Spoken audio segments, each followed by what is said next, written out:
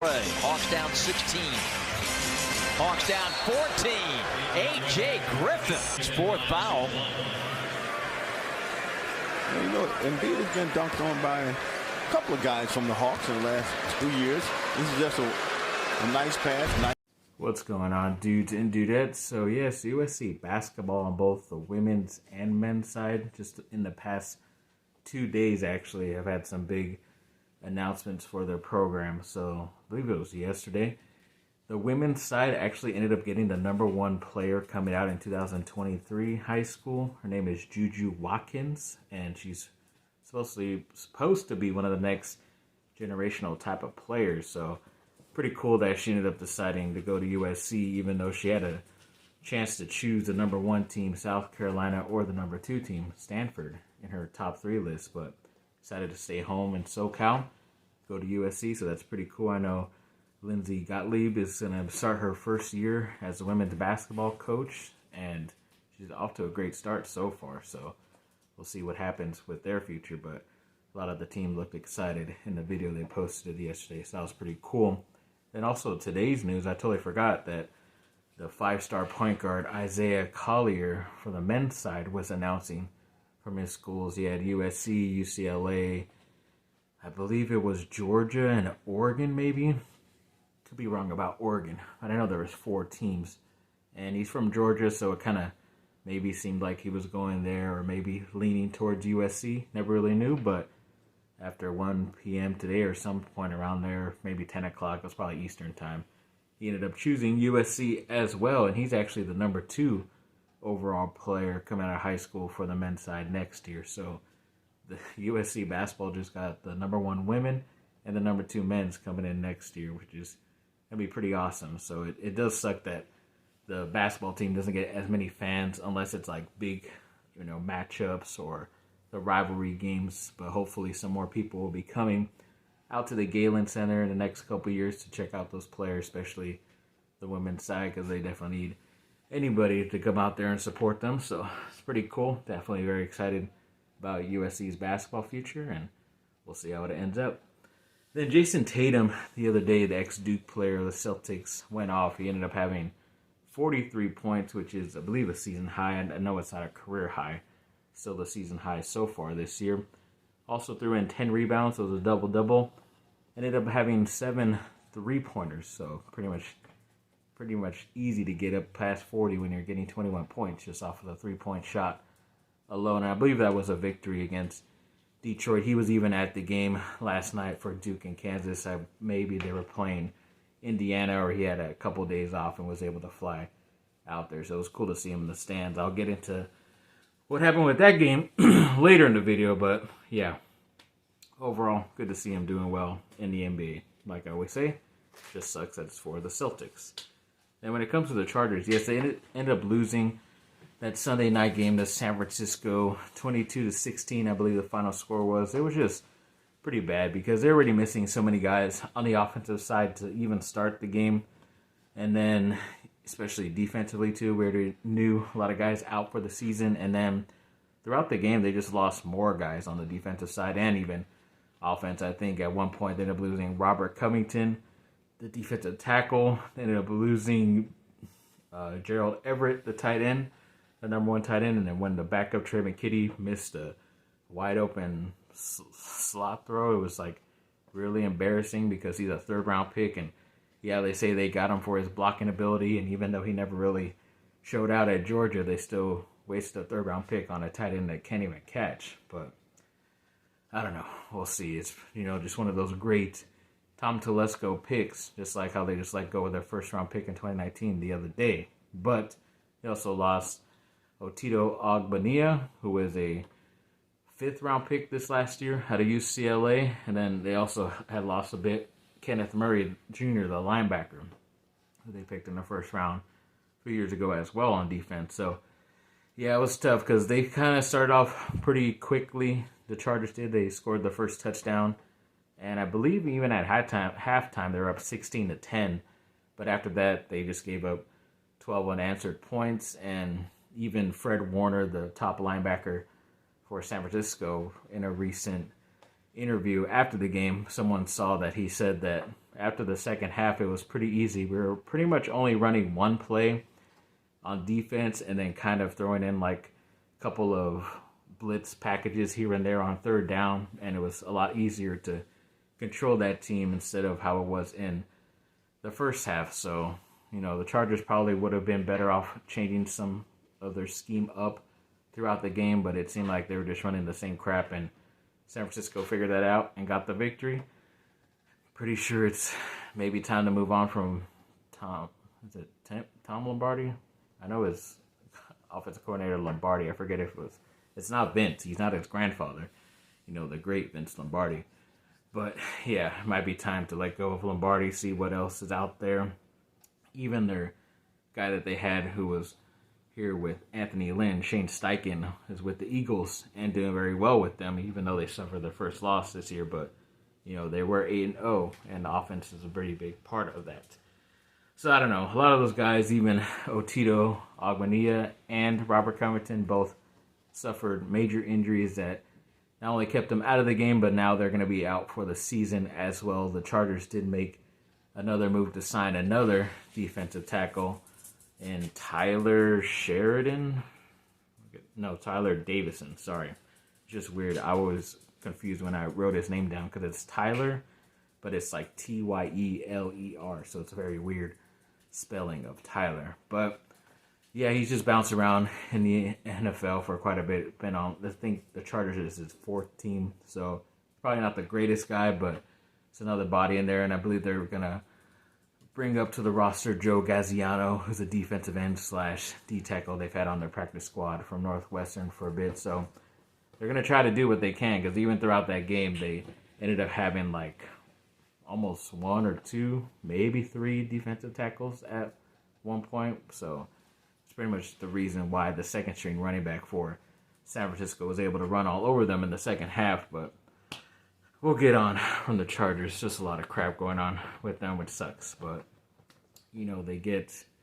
Who do they get? I think they get the Chiefs this weekend coming up. So that'll be fun, too. So the Lakers did end up getting another victory the other day. I forget if it's their second or third win, but either way, it's one of those lower-end wins of the season. But surprisingly, they were able to beat the Nets, who have been on kind of a hot streak right now. But yeah, they got that victory 116-103. Yeah, AD went off with 37 points and 18 rebounds. So he finally showed up in a big matchup, and I think they even secured the game pretty early because I think Durant was out with like 2 or 3 minutes to go. And then sadly, the Lakers don't play till this Friday. So at least they're able to get some rest, and I believe they're going to end up getting back two of the players that haven't played all year, and Dennis Schroeder, the point guard, and Thomas Bryant, the center. So hopefully that's some much-needed reinforcements in there, because they have been playing with a lot of guys who are bench or role players way down on the bench. So maybe it could be the nice little spark that they need, and hopefully LeBron is at least available, but haven't heard much news about him as far as how bad his injury is so far. So we'll see. Then when it comes to Tuli Tuipulotu, the star defensive lineman for USC, he once again got Pac-12 Defensive Player of the Week. I believe it's his third time getting it. I could be wrong, but yeah, he's been pretty awesome this year, and it does suck because he has one more year of eligibility left, but I think he's definitely leaving because he can be, I think he can be one of those top defensive players picked in the first round, because he is that type of player. He could change your defense right away in his first year.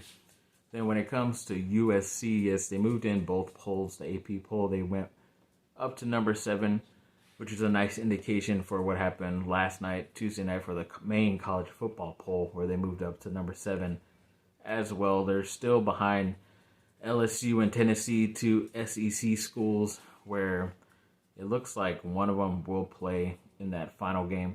I think it's already Georgia versus LSU in the SEC championship game, and Tennessee's still there just because of the type of victories they've had over Alabama and a couple other teams as well, even though they lost to Georgia.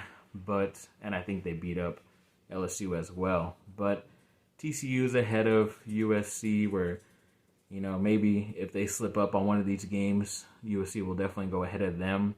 And I think if USC just takes care of business, because they're still facing a ranked UCLA team this weekend, and then they're facing another ranked Notre Dame team next week, and then in that Pac-12 championship game the following week, they could be playing either Oregon, Utah. I doubt they're going to end up having to play UCLA again. So it could be Washington as well, who is ranked also. So that's going to be 3 straight ranked victories, and you're going to be the champion of your conference. So it'll be hard to leave out USC, especially if you're comparing them to like Tennessee, who, yeah, they had the big win, but they are not going to be playing for their conference championship. And I know this committee likes to award teams that have won those. So it could end up being like a thing of depending if it's like Ohio State and USC, especially if like Michigan beats Ohio State, who's number 2 right now, and then Ohio State's like 4 or 5 the next couple weeks, and they have better wins, but they might not be playing for their championship game as well. But it's kind of weird. That's why Alabama's still a top 10 team, because they still believe that they're a really good team, one of the best teams in the nation, even though they've lost twice. So it's just weird how they always keep them around. I hate that, because then it feels like they're going to put them in the Final Four as usual.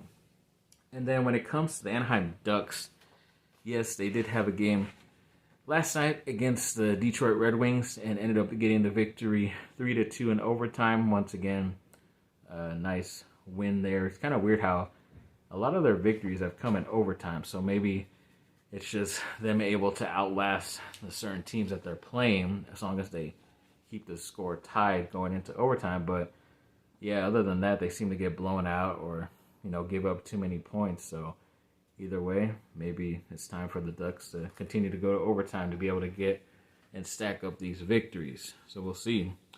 Then USC basketball played last night as well, and it was kind of a bit of an underwhelming performance because it was against Vermont, who is older as far as team-wise and players, but they're supposedly not as good of a team, and USC was losing by like 8 to 10 points around halftime, so I really wasn't interested, especially if they were going to end up losing. And then luckily to my, happiness at the end of the game, they did end up getting the victory, only by 2 points, though. It was like 59-57. Drew Peterson, the senior, he's definitely stood up with 20 points, 8 rebounds, and 8 assists. So I think the offense definitely has to go through him because he is definitely one of the better players. I don't think Boogie Ellis can really provide as much. I think he barely got like 10 or 11 points last night as well. I think Reese Dixon Waters, the sophomore, ended up getting like 13 points. So I think if you have the ball in Peterson's hands mostly, as long as he's not in foul trouble, they should get these victories a lot more easily. So hopefully that's what Andy Einfeld sees, the head coach, and they can continue to get some victories here and not have it be so freaking close as it has been.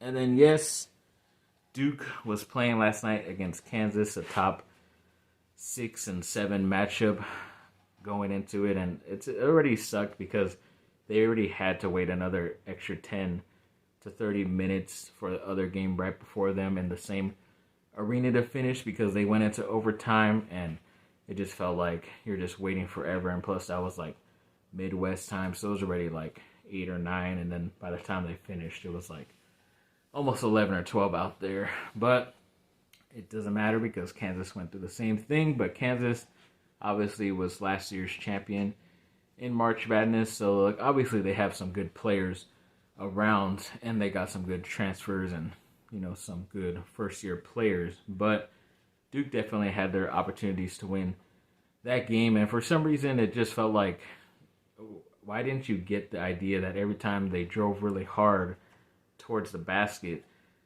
Kansas was taking these fouls and getting these block charges called on Duke, and it was a foul against Duke every single time and not against Kansas, even though a couple of those could have been called against Kansas.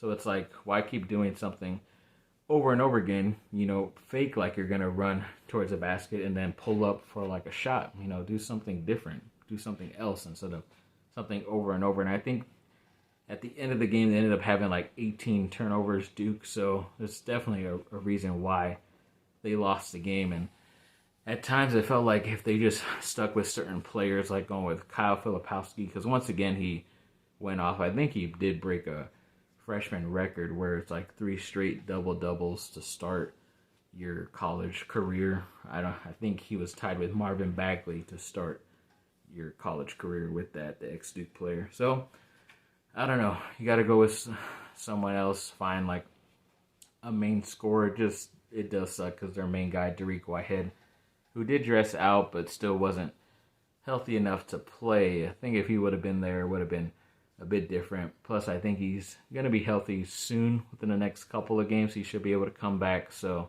it will help out Duke to have a guy who is at least more aggressive to be the main scorer. But as of right now, it just feels like they're just passing up too many opportunities or playing too much one-on-one ball, and not a lot of movement. And at times they're playing really well on defense because they could give up some easy shots, but they're still playing some pretty good team defense that I did see, which they were able to get the lead at some point. They just couldn't close out the game. So hopefully they learn from this and get better. It's almost better to lose early in the season just to get it out of the way and then see what happens after that, the adversity. So hoping for the best, but we'll have to wait and see. And then to end this video off, yes, a random anonymous Western Conference NBA executive recently said that he believes Bradley Beal of the Washington Wizards will end up getting traded to the Lakers. He believes, I believe his quote is that he says it will happen. So it's pretty crazy because I know a lot of teams won't want this to happen for the Lakers because it obviously benefits them, especially because they're going to give up a player in the trade most likely like a Russell Westbrook who's on a 1-year deal, but to be able to match salaries, they would have to do that. And yeah, the Lakers will probably have to give up their future first-round picks, but to get a guy under contract like Beal, who's still pretty young, I think he just turned 30 or about to turn 30, and you have him for like another 4 to 5 years, pairing him up with Anthony Davis and maybe LeBron James toward the end of his career, it could help out. But overall, it does seem like something that can't even happen anyways, because I did go on Fanspo to see if the trade would work. It does work if the Lakers take back, another salary. So I just added in another athletic center in Daniel Gafford, who's really good, in my opinion, who could help them out. But even with sending those picks, I think the trade was unsuccessful because Beal cannot be traded till after January 15th because of something he signed in his contract. So either way, this trade won't happen anytime soon. So once again, it's just a wait and see approach with most of these things here with my team. So like I said, wait and see. So yes, thanks for watching, people. Like and subscribe, comment down below. Let me know what y'all think. Have a great rest of your day, and bye. Fight on.